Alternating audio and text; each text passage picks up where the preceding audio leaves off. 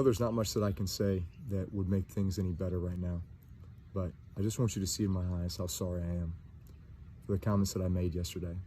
I know that it hurt many people, especially friends, teammates, former teammates, loved ones, people that I care and respect deeply. That was never my intention. I wish I would have laid out what was on my heart in regards to the George Floyd murder, Ahmaud Arbery, the years and years of social injustice, police brutality, and the need for so much reform and change in regards to legislation and so many other things to bring equality to our Black communities. I am sorry, and I will do better, and I will be part of the solution, and I am your ally. And I know no words will do that justice. Dianna Russini, you've covered that team closely for a very long time. What were you hearing from some of the players after that meeting yesterday? Yeah, I was told it was a very emotionally charged meeting where head coach Sean Payton led the way, but he gave the floor to Drew Brees.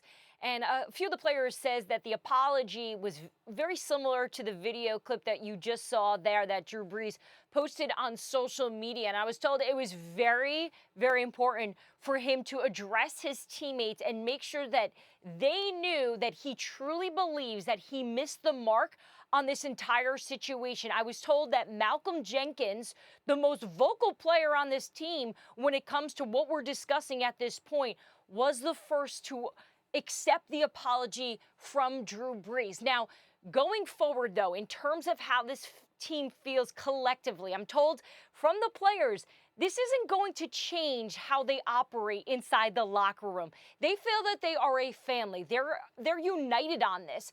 And for Sean Payton going forward, it was explained to me he just wants to make sure the education continues in this locker room because there's obviously been some confusion here and they haven't been on the same page. So I think the Saints locker room, like a lot of teams in the league and a lot of teams across the board here, are really taking the time to listen, reflect, and learn. So what is next for Brees here as this moves forward? And I suppose the team, they move forward, they try and go about the business of football to the degree they can. What happens next? So a lot of players say that they're done talking about this. They don't want to continue putting out statements, going on social media, having sort of a war of words between each other. They feel like they are on the same page at this point. But the message walking away from the meeting was, we need to do more as an organization. We can't just keep talking. We have to figure out a way. They haven't come up with how they want to do this and how they're going to operate going further.